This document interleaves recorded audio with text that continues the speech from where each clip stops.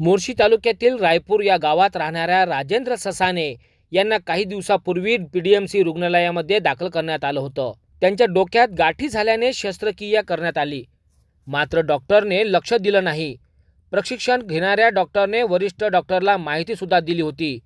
आम्ही सुद्धा संवाद साधण्याचा प्रयत्न केला, मात्र वरिष्ठ डॉक्टरने लक्ष दिलं नाही असा थेट आरोप नातेवाईकांनी केला आहे. पीडीएमसी रुग्णालयात त्याचा मृत्यू झाला. हा मृत्यू डॉक्टरांच्या बेजबाबदारपणामुळे झाला असा ठपका सुद्धा नातेवाईकांनी ठेवलाय. मंगळवारी मृतकाच्या नातेवाईकांनी सोशल मीडियावर पीडीएमसी रुग्णालय प्रशासन विरुद्ध संताप व्यक्त केला.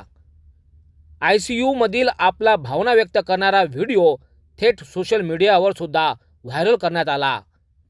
माझ्या नातेवाईकासंदर्भात ही घटना घडली, दुसऱ्यासोबत घडू नये असं आवाहन सुद्धा या युवकाने केलं आहे. आमचा पेशंट म्हणजे आमच्या पेशंटला डोक्याला मार लागला होता. आमचे काकाच आहे, तर ते जंगलात पडले होते, त्याच्या डोक्याला मार लागला. तर 2-3 तास थोडे लुटून गेले, कारण ते एकटेच होते जंगलात, सहसा पता लागला नाही. त्याच्यानंतर रक्ताची गाठ झाली. आम्ही पंजाबराव हॉस्पिटलमध्ये आणलं, तर डॉक्टर म्हणे तुम्हाला आता पेशंटचं ऑपरेशन करावं लागेल म्हणे, रक्ताची गाठ झाली म्हणे डोक्यात, ब्रेन हॅमरेजमध्ये हा प्रकार मोडतो म्हणे. तर मग आम्ही थोडं डिस्कस करून आम्ही ते ऑपरेशनसाठी होकार दिला. त्याच्यानंतर ऑपरेशन झालं, 3-3.5 तास ऑपरेशन चाललं आणि त्या पेशंटला इथं ICUमध्ये टाकलं. जे खाली जे ICU आहे इमर्जन्सीमध्ये तिथं टाकलं आणि व्हेंटिलेटरवर पेशंट होता, रात्रभर व्हेंटिलेटरवर राहिला. त्याच्यानंतर दुसऱ्या दिवशी दुपारी पेशंट व्हेंटिलेटरवरून काढलं. थोडी सुधार होता तब्येतमध्ये, BP हाय होता पण तब्येतमध्ये सुधार होता. ठीक आहे. त्याच्यानंतर तिसऱ्या दिवशी वरच्या SICUमध्ये नेलं आणि तिथं नेल्यावर काही एक दिवस राहिले. नंतर ऑक्सिजन पण काढला. ऑक्सिजन स्वतःच त्याचं बरं होतं म्हणून ते थोडा पेशंट रिस्पॉन्स द्यायला लागला. आम्ही जर भेटायला गेलो तर डोळे गिडे उघडले होते आणि हातात घेत होतं, असं म्हणजे होले हो असं अशा टाईप बोलत नव्हते पण रिस्पॉन्स देत होते. सुधार थोडा वाटला. BP हायच होती.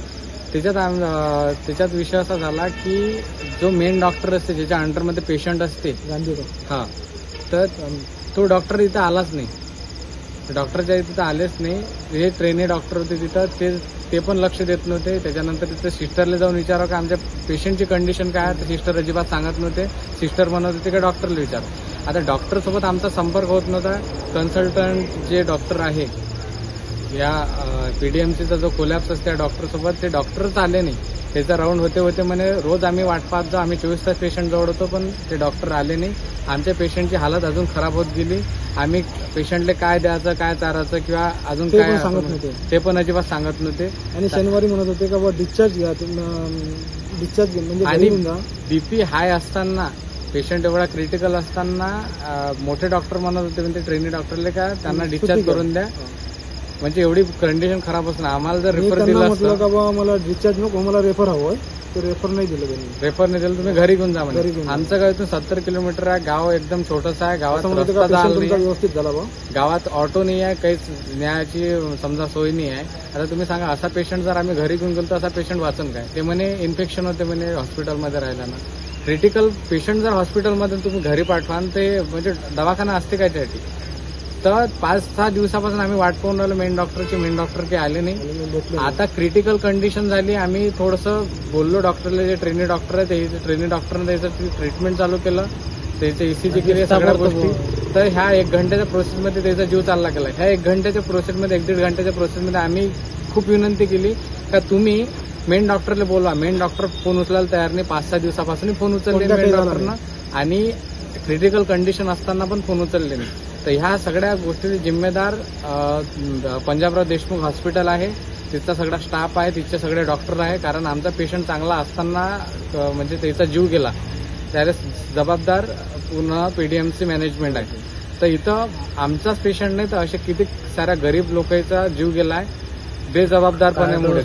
ठीक आहे. आणि महात्मा फुलेचं कार्ड गरीबाचं बनवायचं, त्याचे 80-90 हजार रुपये खाऊन घ्यायचे आणि पेशंट मरो का असं काही घेणं नाही. हाच तिथं म्हणजे प्रोसेस चालला. हेच तिथं गोल गोल फिरून आलं, तेच तिथं हे चालते. ठीक आहे. तर याच्यावर काहीतरी ऍक्शन व्हायला पाहिजे, आमची ही विनंती. आता आम्ही पोलीस स्टेशनमध्ये तक्रार घेऊनच आलो होतो. तर आम्ही आता प्रोसिजरनुसार तक्रार करणार आहोत. आणि आमच्या पेशंट ह्या लोकांच्या बेजबाबदारपणानं गेला. ऑपरेशन झालं तेव्हापासून सिनियर डॉक्टरने बघितलं नाही, शेवटी आमच्या पेशंटचा जीव गेला. महात्मा फुले कार्डवर शासनाकडून भेटणारा पैसा हे व्यवस्थापन लुबाडून घेतात, असा आरोपसुद्धा कुटुंबियांनी केला आहे. परत हा माझ्या वडिलांचा जीव तर गेला, पण हे जे सिस्टम आहे ते सिस्टम बरोबर नाही, व्यवस्थित नाही. हे सिस्टम यांना सुधारायला पाहिजे आणि सर्व ह्या स्टॉपची गलती आहे. हे स्टॉप वगैरे काही नाही. आता माझे गरीब लोकांचा फायदा घेत आहे. याचे कार्ड बनवणं, हे बनवणं, ते बनवणं, हे यांच्यासाठी काही नाही. यांच्यासाठी एक खेळ आहे. पण गरिबासाठी एक जीव असते, हा गरिबासाठी खेळ नाही झाला. जे आमच्यासोबत झालं ते झालं, बाकी लोक इतर लोकांसोबत नाही झालं.